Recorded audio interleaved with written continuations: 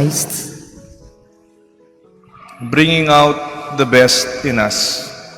Pinapalabas ang pinaka sa ating pagkabuhay at pagkatao. Pag nagluluto tayo, naglalagay tayo ng asin. Ganon din, pag madilim, nagsisindi tayo ng ilaw. Yung ilaw nagbibigay ng sala, nagbibigay ng liwanag, at ang asin, pinapatingkad ang lasa. Focus not on the salt and the light themselves, but rather on the food and the salt enhances and the objects that light illumines or illuminates.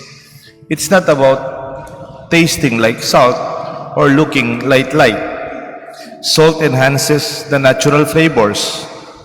It does not add new taste but brings out the inherent flavor. Ang asin po, hindi pinapalitan ng lasa. Halimbawa, nagluluto ka ng bulalo. Pag nagluluto ka ng bulalo, lalagyan mo ng asin, lalo magiging matingkad ang lasa ng baka. Lalong lalabas ang lasa ng mga gulay na nando doon. It's not meant to be tasting like salt. Salt brings out the beefness, if there's a term, from the beef, or the shrimp flavor from the shrimp. Even a small amount of salt in a chocolate enhances its chocolateness. Salt won't make the beef taste like chicken or fish taste like pork.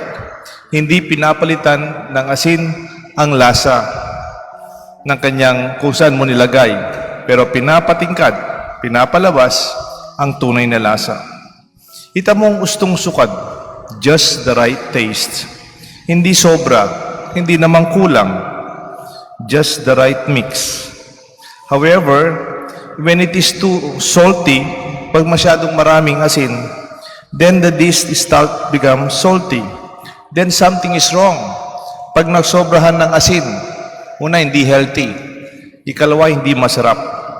You should not say, ang sarap-sarap ng baka, lasang asin. You don't say that. When there's not enough salt, pwede naman, pag kulang yung asin, walang lasa. It's bland. The phrases, kung walang asin, walang lasa. It means it's lacking salt. It has no flavor. Ganyan din po ang liwanag. Pag sinindihan po ninyong ilaw, hindi mo naman tinitingnan yung ilaw. You allow the light to illuminate what is hidden in darkness. Those unseen are noticed, and those hidden are revealed. Ilaw upang tumanglaw, hindi upang manilaw. Kung sobra naman nakakasilaw, sobrang liwanag, nakakabulag. If there's so much light, it's blinding. You can't see. Pag nagmamaneo ka, alam mo to. Pag naka-bright yung sa harap mo, hindi mo makikita.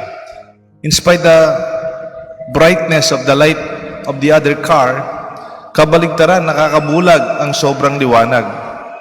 On the other hand, when there is no light or not enough light, you can see because everything is unclear, blurry, or dark. Kulang sa ilaw, malabo, hindi malinaw, madilim-dilim. Dapat mapapansin ang lasa ng asin at hindi dapat mapansin ang liwanag. Parang it's not about me, it is less of me. Sana tayo sa simbahan, maging conscious tayo na parang asin, hindi para maglasa sa ating pagkatao, kundi lalong maging matingkad ang kasama natin. Maging matingkad yung hindi napapansin kasi nasa madilim. Less of us, like salt. Tignan mo ng asin, pag nilagay mo sa sabaw, nawawala. Light is also absorbed, it dissipates. Pag sinindihan mo yung ilaw, parang yung ilaw mismo hindi mo nakikita eh.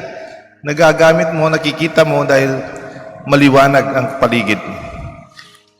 Sabi nga ni Saint John the Baptist in reference to Jesus, I must decrease, He must increase. To bring out the best. A real leader in our church brings the best in others. not to overshadow them, not to overemphasize our presence and person.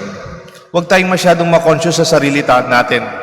Dapat yung kasama natin, lalo na yung maliliit, hindi mapapansin, yung buhay na parang walang lasa, ay lalo nagiging matingkad. Hindi tayo dapat ang bida. Hindi tayo dapat ang napapansin. Ito ang kagustuhan ng maging asin at liwanag. We bring the best in others. We bring the best in our church, in the people we serve. Ganyan din ang pagmamahal ng Diyos sa atin. Pinapatingkad niya ang ating pagkatao.